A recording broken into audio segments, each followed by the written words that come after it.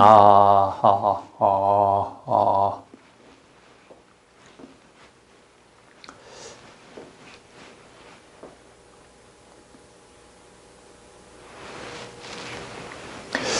네, 여러분 안녕하십니까? 경영학 강의의 조여은입니다. 오늘은요, 우리 경영학 첫 번째 시간으로요, 회계학을 함께 공부해 볼까 합니다. 여러분들 우리 회계라고 하면 굉장히 좀 골치가 좀 아프죠. 예, 여러분들 아마 숫자를 좀 싫어하는 친구들은요, 이 회계라는 과목이나 혹은 재무관리 이렇게 숫자가 들어가는 과목들에 대해서 조금 우리 싫어하는 경향이 있는데요. 여러분들이 회계는요, 사실 우리 기업 경영에 있어서 가장 중요한 하나의 학문이라고 쌤은 생각을 합니다.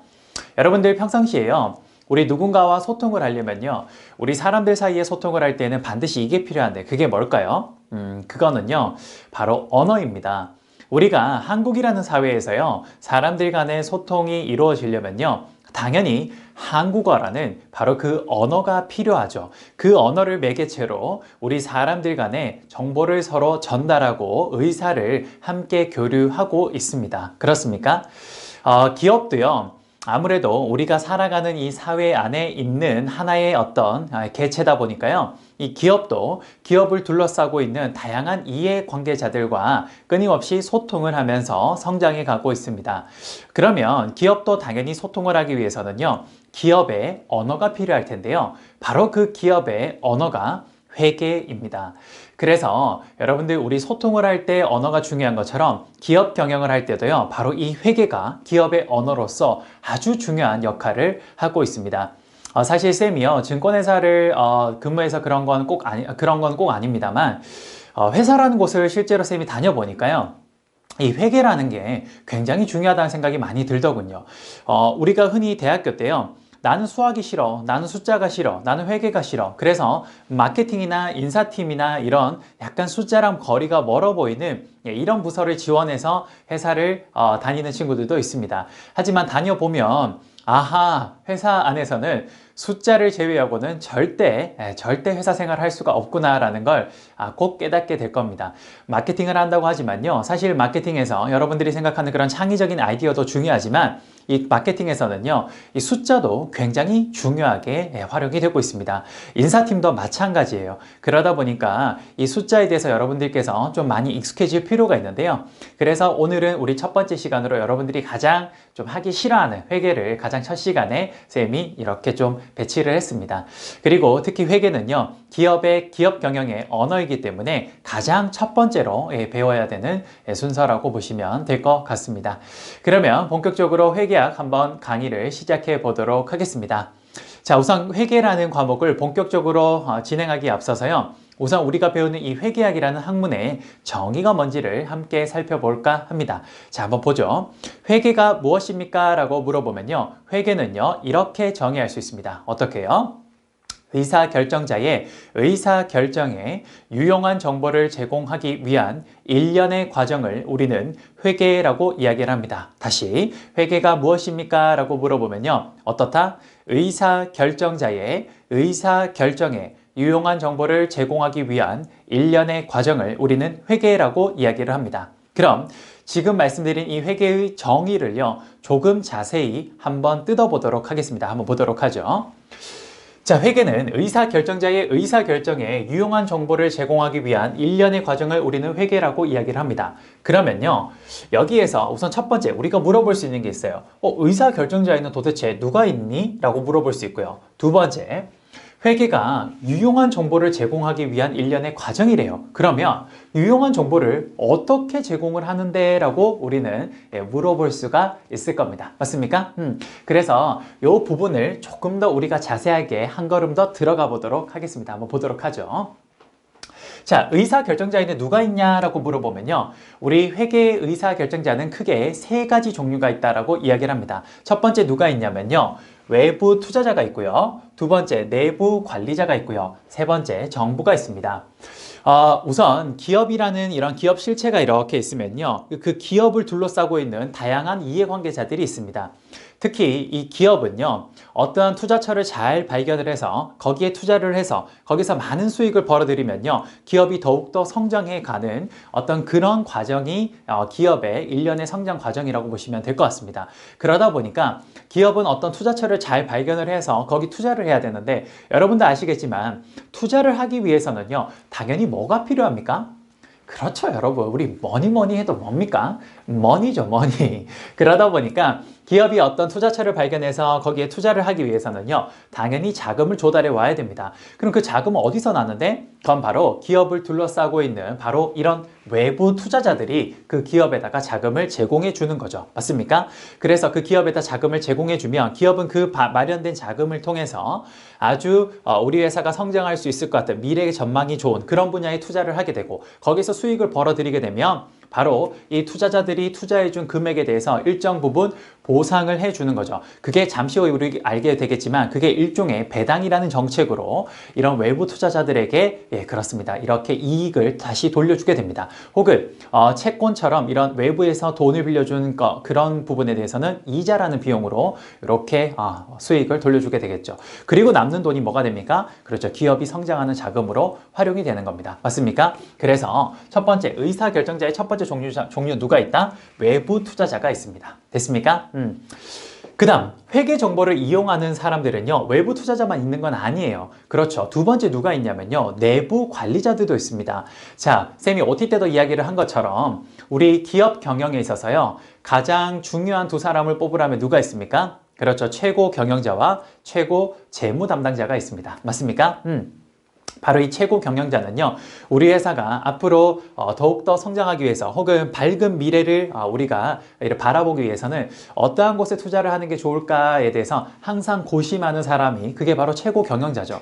그럼 최고 경영자는 어디에 투자를 할지를 항상 의사결정 과정에서 고심을 하고 있다면, 그럼 그 투자를 하는 데 있어서 당연히 뭐가 필요합니까? 돈이 필요할 겁니다. 그럼 이 돈을 어떻게 외부에서 잘 조달해 올까? 여기서 잘이란 말은 가장 효율적으로 어떻게 하면 저렴하게 비용으로 이 돈을, 자금을 조달해 올까? 이걸 항상 고민하는 사람이 있습니다. 그 사람이 누구였습니까? 그렇죠. 그 사람이 바로 최고 재무 담당자입니다. 그러다 보니까 이 두 사람들은요, 기업의 내부의 어떤 의사 결정을 하는 데 있어서 이러한 회계 정보를 굉장히 많이 활용하게 됩니다. 그래서 두 번째 의사 결정자에 누가 있냐? 내부 관리자들이 있습니다. 됐습니까? 내부 관리자들은 사실 이 사람들만 있는 건 아니에요. 어떤 사람들도 있냐면요, 이 생산 파트에서는요, 이 생산을 전체를 총괄하는 생산 어떤 관리자들도 있겠죠. 그런 사람들은 이 회계 정보를 왜 활용을 하냐?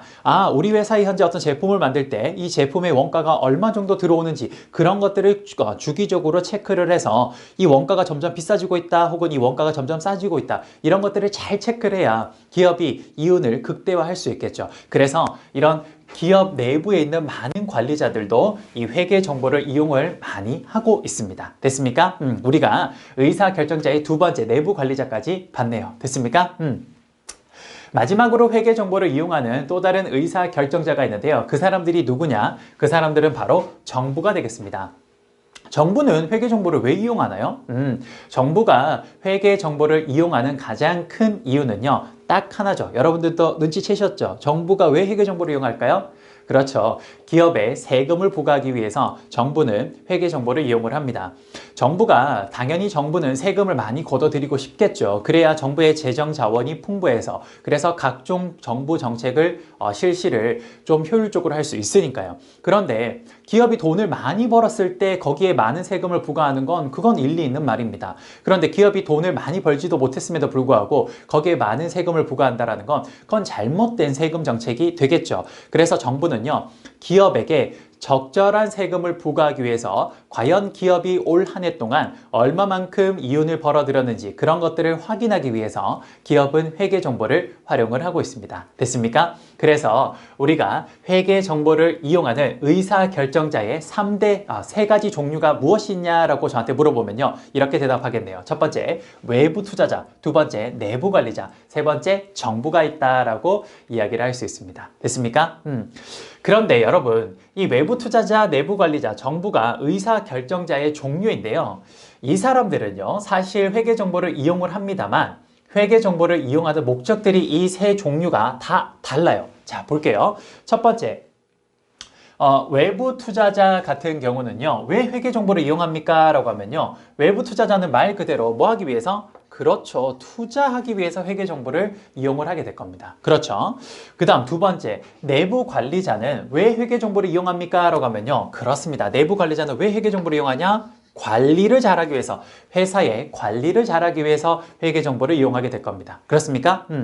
마지막으로 정부는 회계 정보를 왜 이용합니까? 라고 하면요, 그렇습니다. 정부는 뭐? 그렇습니다. 조세부가, 세금 부과죠.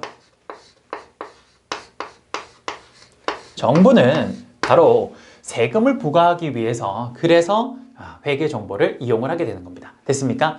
그래서 우리가 일반적으로 의사결정자가 이렇게 세 가지 종류가 있는데 이 사람들이 회계 정보를 다 이용을 한대요. 그러면 그냥 이 사람들이 이용하는 회계 정보를 다 회계라고 퉁쳐도 될 것 같긴 한데, 회계는요, 좀 엄격하게 좀 이렇게 세분화하거나 용어를 정확하게 정의하는 걸 좀 좋아해요. 그래서 각각의 정보 이용자들이요, 회계 정보를 이용하는 목적들이 다르다 보니 이 사람들이 이용하는 회계를 각각 다른 말로 부릅니다. 첫 번째 한번 볼게요. 외부 투자자들은 회계 정보를 왜 이용하냐? 이 사람들은 회계라는 것을 왜 이용하냐면 투자를 하기 위해서 회계 정보를 이용을 하죠. 그래서 이 사람들이 이용하는 회계를 우리 뭐라 그러냐? 재무회계라고 합니다. 그래서 회계의 첫 번째 종류 뭐가 있냐? 그렇죠. 재무회계라는 게 있습니다. 됐습니까?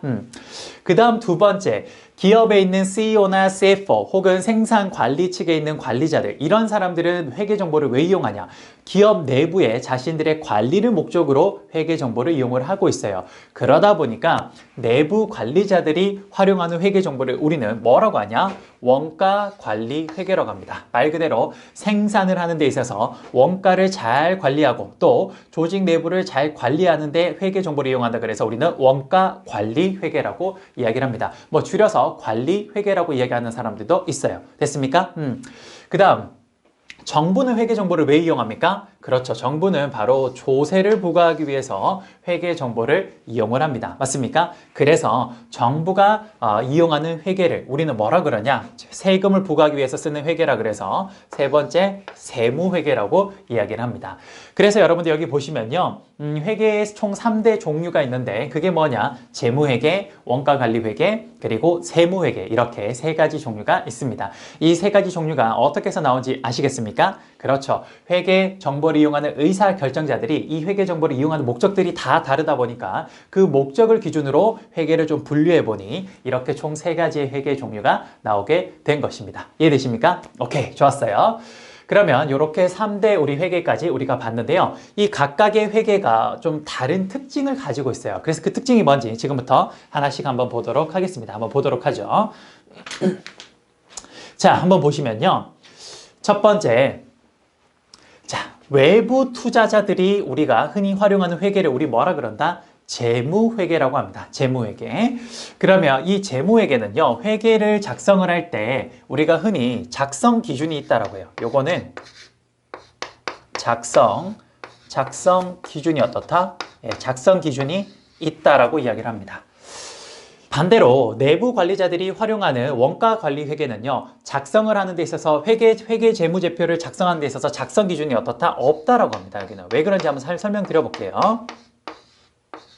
여기는 작성 기준이 어떻다? 없다라고 이야기를 합니다.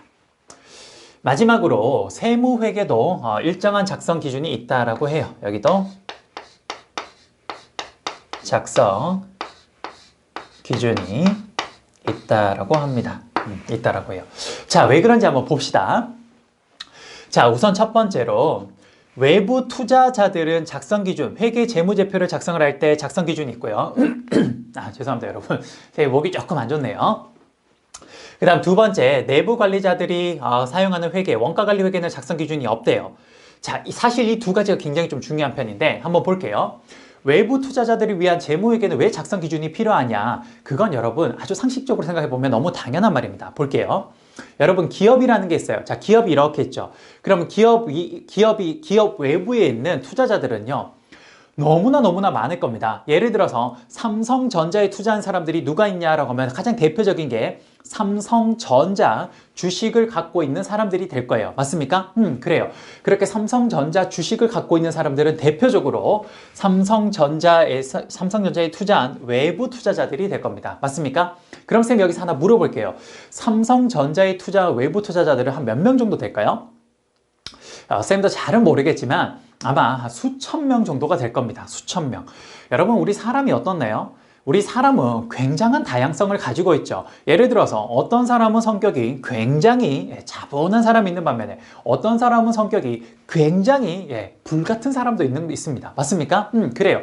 사람은 성격이 아주 다양합니다. 우리 성격을 어떻게 분류할 수 있는 방법이 없대요. 성격이 왜? 너무나 다양하기 때문에. 그것뿐이겠습니까? 그 사람의 성향, 그 사람이 가지고 있는 지적 수준, 그 사람이 가지고 있는 태도, 여러 가지가 사람마다 너무나 다릅니다. 그러다 보니까 그렇게 수많은 다양성을 가지고 있는 외부 투자자와 그런 외부 투자자와 기업이 어떻게 해야 됩니까? 회계 정보를 매개체로 서로 소통을 해야 돼요. 맞습니까?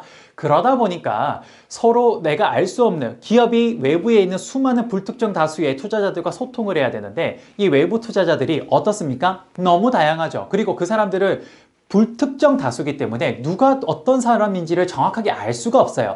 그러다 보니까 기업과 이런 불특정 다수의 외부 투자자들이 소통을 하기 위해서 회계 정보를 활용을 하는데 그때 그 회계는요. 그렇습니다. 서로 간에 이건 이런 거야 라고 서로 간에 작성 기준을 가지고 거기에 맞춰서 작성을 해야 서로 간의 소통이 잘 이루어질 수 있는 거예요. 맞습니까? 그래서 재무회계는요. 그 회계 재무제표를 작성을 할 때 작성 기준이 있습니다. 제 말 이해되십니까? 그래요. 바로 기업은 하나인데 그 기업이 소통을 해야 될 외부 투자자들은 너무 많으니까 불특정 다수로 너무 많다 보니까 이 서로 간의 소통을 회계 정보로 하는데 그 회계 정보가 작성 기준이 없다면 각각의 외부 투자자들이 그 회계 정보를 해석을 할 때 너무 각양각색으로 해석을 하게 될 겁니다. 그렇게 다양한 방식으로 해석을 하게 된다면 과연 그 회계 정보는 정말 유용한 정보가 될까요? 왜? 회계가 뭐였습니까? 유용한 정보를 제공을 해야 되는데 그게 과연 유용한 정보라고 할 수 있을까요? 유용한 정보라고 할 수 없을 겁니다. 맞습니까? 그래서 재무회계는 작성 기준이 필요한 겁니다. 제 말 이해되십니까? 그런데 반면에 내부 관리자들이 활용하는 회계 정보, 그걸 우리는 원가 관리 회계라고 하는데요. 원가 관리 회계는 왜 작성 기준이 필요 없냐? 이거 너무 당연해요. 왜? 자, 예를 들어서 회계 재무제표를 작성하는 부서는요, 보통 회계팀이나 재무팀에서 많이 작성을 합니다. 그런데 이 특히 내부 관리자들이 쓰는 원가 관리 회계는요, 왜 작성 기준이 크게 필요 없냐? 예를 들어서 우리 회사의 회계팀이나 재무팀에서 회계 재무제표를 작성을 했어요. 그래서 그 재무제표를 가지고 내부 관리자, 즉 CEO나 혹은 CFO 혹은 생산 쪽에 있는 관리자 이런 분들께서 그 재무제표를 가지고 우리 회사가 어떤 상황인지를 한번 파악해 보고 싶습니다. 왜? 관리하기 위해서. 그래서 그 재무제표를 봤는데 보다 보니까 잘 이해가 안 되는 부분이 있어요. 혹은 이게 왜 이렇게 쓴 거지? 좀 이해가 안 됩니다. 그럼 어떻게 해요? 너무 쉽죠. 그 팀에 전화하면 됩니다. 예를 들어서 제가 해서 재무팀의 팀장이에요. 조현 팀장. 그럼 우리 사장님이 저한테 전화 옵니다. 조현 팀장. 잠깐 올라와 보게. 제가 올라갑니다. 올라가요. 올라가면 사장님이 물어봐요. 조현 팀장. 이거 지금 원가관리회계 이거 회계 정보 보니까 이거 이렇게 적혀 있는데 이거 왜 이렇게 적은 거야? 그럼 제가 말씀드리죠. 사장님, 그거는요, 저희가 작성을 할 때 이러이러이러한 이유 때문에 작성을 이렇게 한 겁니다. 라고 하면 사장님 뭐라 그래요? 그래. 이해가 되네. 오케이. 가서 일 보게. 이렇게 이야기를 할 겁니다. 어떻습니까? 그래요, 여러분. 내부 관리 목적으로 만든 이 원가관리 회계는요, 작성자가 회사 내부에 있습니다. 그러다 보니까 사장님이요, 그 회계 재무제표를 읽다가 혹시 뭔가 궁금한 게 있으면 언제든지 물어볼 수가 있어요. 그러다 보니까 이건 굳이 작성 기준이 필요하지 않습니다. 왜? 내가 필요하면 언제든 그 직원 불러 올라와서 확인해 보면 되니까. 그래서 회사 내부에서 그냥 자신들만의 그냥 작성 기준을 가지고 그냥 회사들마다 작성 기준이 다 다르게 해서 자신들한테 편한 쪽으로 기준을 만들어서 그렇죠. 회계를 처리를 하는 겁니다. 근데 이게 외부 투자자는 이게 재무회계는 그게 가능할까요? 예를 들어서 제가 외부에서 투자자예요. 제가 이렇게 보다가 갑자기 그 재무제표가 작성 기준이 없는 상황이다. 그럼 거기 보다가 뭐가 이해가 안 돼요. 그럼 어떻게 해야 됩니까? 그 회사 전화해요. 제 조현 팀장이에요. 전화해서 조현 팀장, 내가 지금 어디 여기 장사하는 사람인데 여기 지금 가게 하고 있는데 내 당신 회사 투자했다고. 그러니까 내가 여기 당신 회사 투자해서 내가 재무제표 보고 있는데 이거 좀 이해가 안 돼. 어서 설명 좀 해보게. 예, 그게 가능할까요? 가능하지 않죠. 설령 가능한다고 해도 수많은 불특정 다수의 외부 투자자들이 있는데 그 사람들이 재무팀의 팀장님한테 다 전화해서 와서 설명해 달라고 하면 그 재무팀장이 어떻게 됩니까? 일 못합니다. 그래서 그 재무팀 팀장 아마 구하기 힘들 거예요. 누가 거기 가서 일하겠습니까? 그렇죠. 그러다 보니까 불특정의 사람들과 소통을 할 때는 당연히 우리가 일일이 가서 코치해주기가 쉽지 않으니까 당연히 작성 기준이 필요한 거고요. 원가관리회계는 내부에서 우리끼리 그냥 소통하는 거니까 그러니까 작성 기준이 크게 필요 없습니다. 그래서 회사 내부에 그냥 우리 회사만의 대충 우리 회사가 보기 편한 그런 기준을 갖고 있으면 되는 거예요. 맞습니까?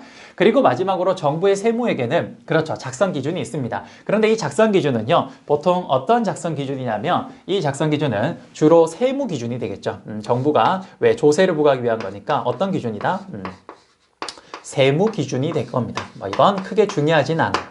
이건 정말 여러분들이 나중에 회계에 관심이 있다면 공인회계사를 만약에 준비하신다면 이 상법, 세법 그리고 세무회계가 있습니다. 그쪽에 가시면 이 세무 기준으로 정부의 세무회계를 어떤 식으로 작성을 하는지를 배우게 될 거예요. 됐습니까? 의사결정자의 3대 의사결정자를 잘 봤고요. 그 3대 의사결정자가 회계정보를 이용하는 것들이 각각 다르다 보니까 그에 맞춰서 회계의 종류가 달라진다는 것까지 봤고요. 그리고 각각의 회계들의 특징까지 한번 봤습니다. 이해되십니까? 그리고 여기서 참고로 하나 더 말씀을 드리면요. 우리가 이렇게 회계는 참 여러 가지 종류가 있네요. 특히 이런 크게 세 가지 종류가 있는데 이 중에서 우리가 일반적으로 그냥 회계다라고 이야기를 했을 때 가장 중요한 회계 혹은 가장 일반적인 회계가 뭐냐? 바로 여기 첫 번째 있는 그렇습니다. 재무회계를 우리는 가장 일반적으로 그냥 회계라고 이야기를 합니다. 그래서 지금부터 여러분들이 우리 경영학을 공부할 때는요. 회계라고 이야기하면 아하 그냥 재무회계를 말하는 거구나. 재무회계가 뭡니까? 외부 투자자들을 위해서 만든 회계 정보를 우리는 재무회계라고 하는데 그냥 제가 지금부터 회계라고 하면요. 여러분들은 그냥 이퀄 뭐라고 생각한다?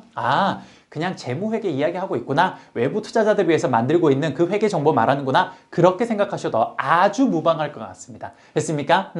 그리고 재무회계는 작성 기준이 필요하대요. 그러면 많은 사람들이 공통적으로 그 회계 정보를 봤을 때 동일하게 해석할 수 있기 위한 그런 공통의 작성 기준이 필요한데 그걸 우리는 국제회계 기준이라고 합니다. 그 국제회계 기준을 우리 뭐라고 하냐? 영어로 IFRS라고 합니다. IFRS. 이게 뭐냐? 국제회계 기준이라고 합니다. 이게 International Financial Reporting System이라고 해서 이걸 우리는 국제회계 기준이라고 하는데 바로 이 IFRS가 뭐가 된다? 그렇습니다. 재무회계의 작성 기준이 되는 겁니다. 이해되십니까? 오케이. 좋아요. 이렇게 해서 우리가 첫 번째 의사결정자에 누가 있고 그 의사결정자들의 회계 정보를 이용하는 목적에 따라서 우리는 회계를 어떻게 분류하는지까지 한번 봤습니다. 이해되십니까? 오케이. 좋아요. 자, 우리가 지금 어디를 공부하고 있었냐면요. 회계의 정의에서 의사결정자들은 과연 누가 있는지를 한번 살펴봤던 겁니다.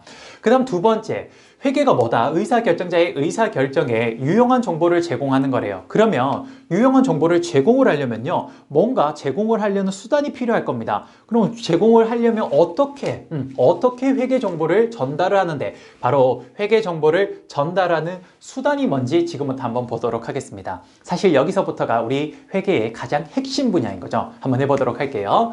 자, 유용한 정보를 제공을 해야 되는데 유용한 정보를 그러면 어떻게 제공할 건데 뭐로 전달할 건데 바로 그 수단이 뭐냐? 그게 바로 우리가 재무제표라는 게 있습니다. 영어로 Financial Statement라 그래서 우리는 재무제표라고 하는데요. 줄여서 FS라고 많이 하죠. 바로 회계 정보를 어디에 담아서 전달하냐? 바로 여기 재무제표라는 거에 담아서 우리는 이걸 전달하게 되는 겁니다. 됐습니까? 그래서 사실 여러분들 우리가 회계라는 걸 공부한다고 하면요. 이렇게 생각하시면 될 것 같아요. 뭐냐? 회계라는 걸 공부한다라고 하면요. 외부 투자자들을 위해서 만든 재무회계 공부하는 거구나. 이렇게 생각하시면 되고 그러면 재무회계가 뭔데? 재무회계가 바로 재무제표 공부하는 겁니다. 왜? 재무회계가 이 재무제표를 작성하는 어떤 방법을 알려주는 거기 때문에 그래요. 그래서 여러분들은 사실 회계 공부한다라고 하면 재무제표 공부하는 거구나 재무제표, 이걸 어떻게 작성하고 이거의 특징들이 뭔지, 이걸 어떻게 활용하는지 이런 거 공부하는 게 바로 회계라고 생각하시면 될 것 같습니다. 됐습니까? 그러면 유용한 정보를 제공을 할 때 뭐로 전달한다? 우리는 재무제표라는 걸 통해서 전달한다라고 이야기를 합니다. 그럼 재무제표에 뭐가 있는지를 지금부터 한 번씩 볼 건데요. 결국 회계의 핵심은 재무제표를 공부하는 거다 보니까 지금부터 이 재무제표를 아주 자세하게 한번 봐보도록 하겠습니다. 한번 보도록 하죠. 자, 재무제표의 종류에 뭐가 있냐라고 하면요. 우리 재무제표는요, 크게 두 가지로 나누어서 설명을 합니다. 첫 번째 뭐냐? 특정 시점을 알려주는 재무제표가 있고요. 두 번째, 일정 기간 동안의 그 어떤 경영 성과를 알려주는 재무제표가 있습니다. 크게 우리는요, 재무제표를 어떻게 나눈다? 첫 번째 첫 번째, 특정 시점을 알려주는 것과 그 다음 두 번째 일정 기간 동안의 경영 성과를 알려주는 이런 두 가지의 특징으로 우리는 재무제표를 분류할 수 있습니다. 특정 시점이라고 하면 뭐냐? 바로 그 한 순간을 말하는 겁니다. 딱 그 포인트. 우리가 혹시 경제학을 공부한 친구가 있다면요. 이 특정 시점은 스탁이라 그래서 저량의 의미가 있고요. 이 일정 기간 동안은 말 그대로 기간입니다. 기간. 그러다 보니까 이거는 유량의 의미로 flow라는 의미가 있어요. 이건 별로 중요하진 않아요. 여러분 뭐냐? 그냥 특정 시점, 말 그대로 그 한 포인트 딱 찍어서 예를 들어서 2020년 11월 27일이라고 하면 딱 그 특정 시점이 되는 겁니다. 됐습니까? 그 다음 일정 기간 동안이라고 하면요. 2020년 1월 1일부터 12월 31일까지 이렇게 1년 동안 이게 바로 뭐냐? 일정 기간이라고 할 수 있습니다. 별로 어려운 거 없죠? 그렇습니다. 이겁니다. 그럼 재무제표는 크게 두 가지 종류로 분류할 수 있는데 이 각각의 특징에 따라서 다시 재무제표를 5가지로 이야기를 할 수가 있습니다. 한번 볼게요. 자, 특정 시점의 재무 상태를 알려주는 재무 상태표라는 게 있고요. 그 다음 일정 기간 동안의 경영 성과를 알려주는 세 가지 재무제표가 있는데 그게 뭐냐? 포괄손익계산서, 현금흐름표, 그리고 또 뭐가 있냐? 자본변동표, 그리고 마지막 주석이라는 게 있습니다. 주석. 자, 그러면 여기서 하나 좀 보도록 할게요. 첫 번째, 재무제표를 특정 시점과 일정 기간 동안으로 일단 크게 나누는데요. 왜 이렇게 나누냐? 그건 이 특정 시점과 일정 기간 동안의 상황을 잘 알고 있으면요. 그 기업의 현재 재무가 어떤 상황인지를 아주 정확하게 알 수 있습니다. 자, 한번 볼게요. 예를 들어서 자, 쌤이 예를 한번 들어볼게요. 예를 들어서 이렇게 한번 볼 수 있을 것 같습니다. 이렇게 한번 볼까요? 여기다 한번 적어볼게요.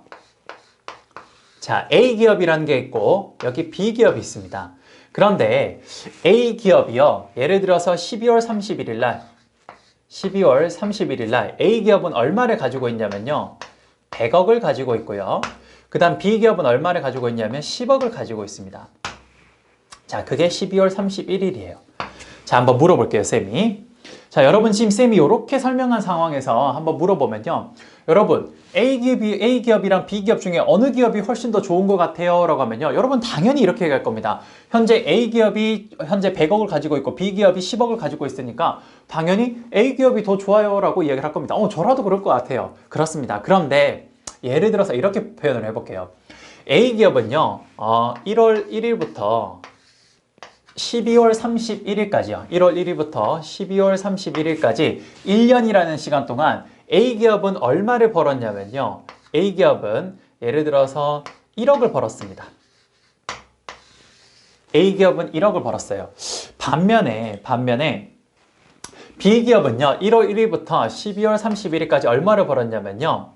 9억을 벌었어요. 그러면 이렇게 표현할 수 있겠네요. A기업은 연초에 예를 들어서 1월 1일 날 얼마를 가지고 있었냐면요. 원래 99억이라는 돈을 가지고 있었던 기업이고요. 그 다음에 B기업은 원래 연초 1월 1일 날 얼마? 1억이라는 돈을 가지고 있었던 기업입니다. 맞습니까? 그러면 여러분, 쌤이 지금 처음에 12월 31일이라는 특정 시점만 딱 이야기했을 때는 여러분들이 어떻게 말했냐? A기업이 더 좋은 기업이네요 라고 이야기를 했습니다. 그런데 쌤이 지금요 1월 1일부터 12월 31일까지 1년이라는 기간 동안 각각의 기업들이 얼마씩 벌었는지를 설명을 딱 드리니까 여러분들 이제 생각이 조금 달라지죠. 현재 기업의 규모만 봤을 때는 A 기업이 B 기업보다 100억에서 10억이니까 당연히 A 기업이 좀 더 기업의 규모가 크다라고 생각은 할 수 있겠으나 기업의 경영 성과 혹은 기업이 성장 가능성 이런 것들은 오히려 B 기업이 더 좋은 거 아닌가? 왜? A 기업은 기껏해서 1년에 1억밖에 안 벌었는데 B 기업은 1년에 9억이나 벌었네? 우와! B 기업이 훨씬 더 성장성은 좋은 것 같네? 이렇게 생각이 들 겁니다. 맞습니까? 바로 이겁니다. 그 기업의 정확한 재무의 상황을 알려주기 위해서는요. 그렇습니다. 특정 시점에 그 기업의 재무 현재 상태와 그리고 일정 기간 동안에 그 기업이 1년이라는 시간 동안 이룩해낸 경영 성과를 알게 되면요. 즉, 특정 시점과 일정 기간이라는 요 두 가지를 합치게 되면요.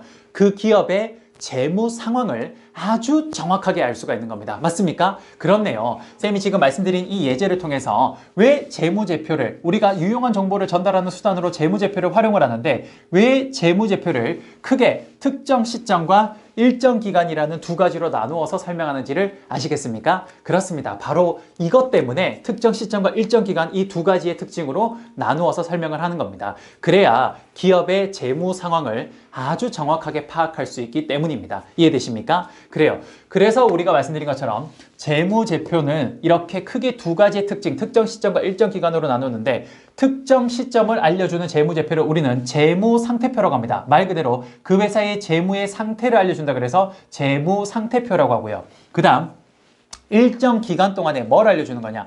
경영 성과를 알려주는 일정의 흐름을 알려주는 그러한 재무제표가 있는데 대표적인 게 포괄손익계산서라는 게 있습니다. 말 그대로 1년 동안 매출이 얼마고 거기에 들어간 비용이 얼마라서 최종적으로 얼마의 돈이 나왔는지 그걸 알려주는 게 포괄손익계산서가 돼요. 그리고 현금의 유출입에 대해서 알려주는 현금흐름표라는 게 있고요. 그리고 우리 회사에 처음에 자본을 납입한 주주들의 자본의 변동에 대해서 알려주는 자본변동표가 있습니다. 그리고 선생님 표시를 좀 살짝 잘못했는데요. 이 주석은 일정 기간 동안이 아니라 이건 별개의 문제입니다. 이건 다른 거예요. 그래서 주석이라는 게 있습니다. 주석은 여러분들 나중에 좀 설명을 드리겠지만 재무제표 이렇게 쭉 작성을 했을 때 여기에 대해서 내가 좀 더 부가 설명을 하고 싶을 때 우리 책 같은 데도 보면 여러분 책이 쭉 적혀 있는데 거기 가다 보면 1 이렇게 해놓고 그 밑에 보면 그 1 해가지고 거기에 주석 달아놓은 거 있죠. 바로 말 그대로 그거랑 똑같습니다. 바로 그 주석. 그래서 총 이 5가지를 합쳐서 우리는 5대 재무제표라고 합니다. 현재 이 재무회계를 작성하는 기준이 되는 국제회계 기준에서 인정하고 있는 5대 재무제표가 있는데 그게 뭐냐? 바로 지금 말씀드렸던 재무상태표, 두 번째 포괄손익계산서, 세 번째 현금흐름표, 네 번째 자본변동표, 다섯 번째 주석. 이 5가지를 우리는 현재 국제회계 기준 IFRS 상에서의 5대 재무제표라고 이야기를 합니다. 이해되십니까? 그래요. 이게 바로 우리가 재무제표의 종류에 대해서 쭉 다 설명을 드린 겁니다. 이해되십니까? 그러면 회계 이제 어떻게 쌤이 진행을 할 거냐? 이렇게 진행을 할 겁니다. 우선 첫 번째 우리가 회계의 정의에 대해서 함께 좀 살펴봤습니다. 됐습니까? 회계의 정의가 뭐고 거기 회계의 정의를 통해서 의사결정자에는 누가 있고 그리고 유용한 정보를 무엇을 통해서 전달하는지까지 쭉 다 봤습니다. 이게 바로 첫 번째 회계의 정의예요. 그럼 앞으로 쌤이 이제 이게 가장 처음 회계에서 공부해야 될 거고요. 그 다음 회계 과정에서 이제 어떤 것들을 공부할지 잠깐 회계하게 쌤이 요 강의하는 프로세스를 한번 보도록 하겠습니다. 쌤은 항상 어떤 강의를 하더라도요.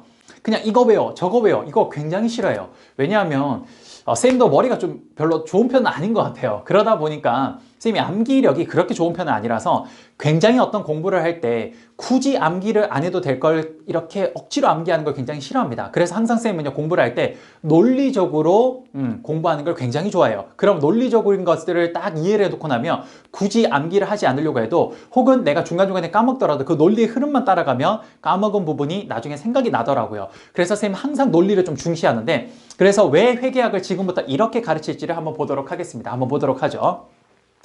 자, 회계학의 프로세스라고 쌤이 적어놨는데 쌤이 우리 회계 파트는 이렇게 설명을 할 겁니다. 한번 봅시다.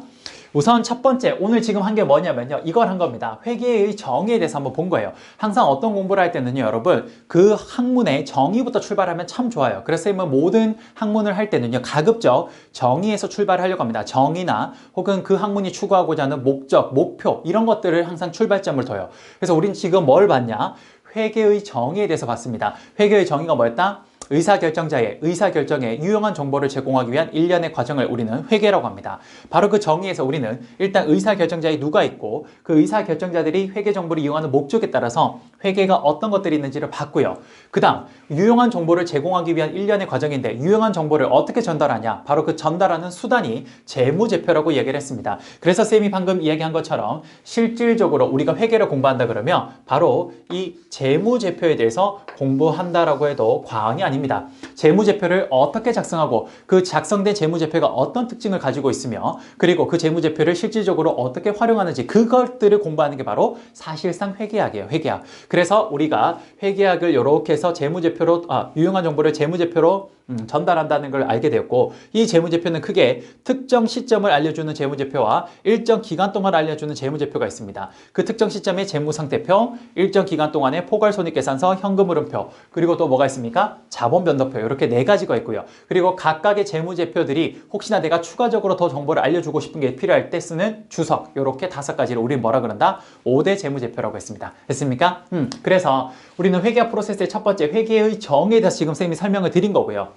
그 다음 이제 회계의 정의를 배우고 나면요. 그 다음 실제로 이러한 회계의 재무제표를 어떻게 작성하는지를 배워야 됩니다. 어떻게 작성하는지를. 그래서 항상 회계를 배우면요. 첫 번째 회계의 정의를 공부하고 난 뒤에 그 다음 뭘 하냐? 그렇습니다. 이 재무제표를 작성하는 방법을 쭉 배우게 됩니다. 이게 상당히 오랜 시간 동안 배우게 돼요. 사실 여러분들이 학교에서 배우는 거의 재무회계는요. 전부 다 거의 대부분이 이 재무제표, 이 Financial Statement를 어떻게 작성하는지에 대해서 그거에 대해서 설명을 하는 거라고 해도 과언이 아닙니다.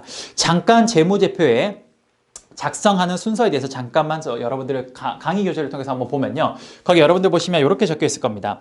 회계의 정의 다음에 Financial Statement를 작성할 때 어떻게 하냐? 이렇게 하죠. 너무 간단합니다. 보시면요. 첫 번째 어떻게 하냐? 기업은요, 회계 장부를 왜 작성하냐면요, 기업이 1년 동안 어떠한, 자신들의 실제로 거래가 이루어졌는지를 확인하기 위해서 이런 회계 정보를, 회계 재무제표를 작성하는 겁니다. 그러니까 가장 첫 번째 해야 되는 게 뭐냐? 우리 회사가 어떠한 다양한 거래를 하게 될 텐데, 그 거래가 회계학적으로 정말 거래라고 생각되는 것들만 인식합니다. 그래서 첫 번째 뭐냐? 거래 인식이 회계 재무제표 작성의 출발점입니다.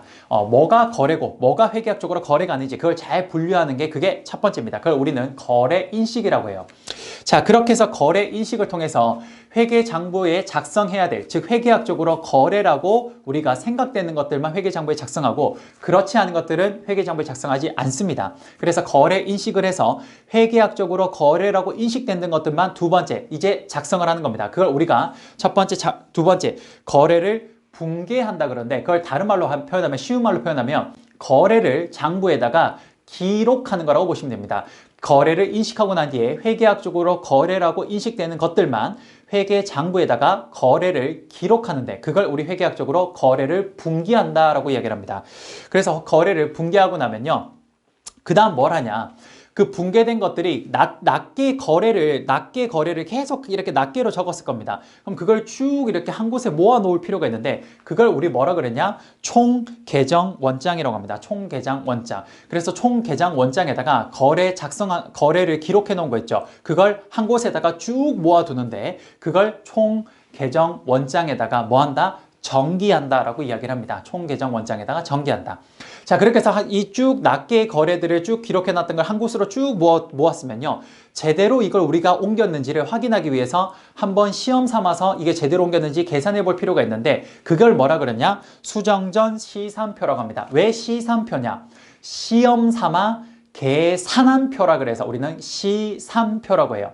그래서 우리가 연말 되면 결산이란 걸 하죠. 그 결산 전에 일단 한번 이 제대로 모아놨는지 이 낱개의 거래를 총계정 원장에다가 잘 옮겨놨는지 기말 결산하기 전에 이걸 한번 확인해 본다 그래서 우리는 수정전 시산표라고 합니다. 그렇게 해서 그게 잘 옮겨졌는지 확인이 되고 나면 연말에 뭐랍니까? 우리 항상 결산한다 그러죠. 그래서 마지막에 연말에 결산 정리를 합니다. 기말 분계라고 하는데 결산을 해요. 그렇게 해서 결산 정리를 쭉 하고 나면 결산 정리를 제대로 했는지 또다시 한번 시험 삼아서 계산해 볼 필요가 있습니다. 근데 결산하기 전을 수정전이라고 하면 결산하고 난 후는 뭐냐? 수정 후라고 합니다. 그래서 수정 후 시산표를 작성하게 돼요. 그렇게 하고 나면 최종적으로 뭐가 나오냐? 그렇습니다. 아까 말씀드렸던 이 5대 재무제표가 기말 그 분계가 끝이 나고 수정 후 시산표까지 딱 작성이 끝이 나고 나면 그럼 지금 제가 말씀드렸던 5대 재무제표가 탁탁탁탁 결과물로 나오게 됩니다. 그래서 우리 최종적으로 Financial Statement 재무제표가 최종적으로 딱 나오게 되는 거예요. 됐습니까? 그러면 그렇게 나온 재무제표를 이제 그 각각의 내용들의 각각의 재무제표, 예를 들어서 재무상태표는 자산, 부채, 자본 뭐 이런 것들이 있고 그다음에 포괄손익계산서는 뭐 이런 것들이 있는데 이 각각의 내용들이 뭔지를 좀 알고 있어야 됩니다. 그래서 회계의 정의를 통해서 우리가 재무제표가 중요하다는 걸 알게 됐고 그럼 그 재무제표는 1년 동안 어떻게 작성되는지를 배웠죠. 그럼 최종적으로 재무제표가 딱 나오고 나면 그 재무제표의 각각의 특징들에 대해서 그 다음 배워야 됩니다. 됐습니까?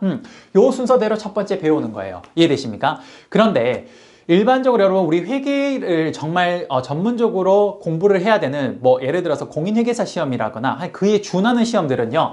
회계 재무제표 작성법에 대해서 반드시 알아야 됩니다. 하지만 일반적인 경영학 기본에서는요. 이러한 재무제표 작성에 대해서는 시험 문제 나오진 않아요. 그럼 어디에 나오냐? 바로 이런 특징들이거나 혹은 그 아래쪽에 있는 것들이 시험 문제로 많이 나옵니다. 왜? 여기가 굉장히 공부하기도 좀 간편하고 시험 문제를 간단하게 내기 아주 좋은 분야 중에 하나이기 때문에 그래요. 됐습니까? 그래서 회계학 첫 번째 프로세스는 회계의 정의를 통해서 우리는 회계의 정의를 통해서 유용한 정보를 제공해야 되는데 그걸 정보를 제공하는 수단이 재무제표다. 그래서 재무제표가 아주 중요하다는 걸 알게 됐고 그럼 재무제표는 어떻게 작성되는 거야? 바로 재무제표의 작성법을 방금 설명을 드린 겁니다. 그렇게 해서 재무제표가 연말되면 딱 나오겠죠. 기말. 그 12월 31일 되면 그 재무제표, 5대 재무제표가 탁 나오게 되는데 그럼 그 재무제표는 각각 어떤 특징을 가지고 있는지를 배워야 돼요. 자, 그 다음 단계에서 이제 뭘 하냐? 이런 걸 합니다. 자, 보시면 지금 말씀드린 이 재무제표는요. 누가 작성한 거냐? 이 재무제표는 바로 기업에 있는 재무부서나 회계부서에서 작성한 거예요. 말 그대로 기업의 내부에서 작성된 겁니다. 그런데 여러분, 기업 내부에서 이런 회계 재무제표를 작성할 때는요. 이런 유인책이 있어요. 뭐냐면요. 가급적이면 자신들의 실수는 좀 숨기고 싶고 자신들이 잘한 건 이렇게 뻥 튀기고 싶은 그런 좀 뭐라 그래야 될까요? 좀 유혹이 있죠.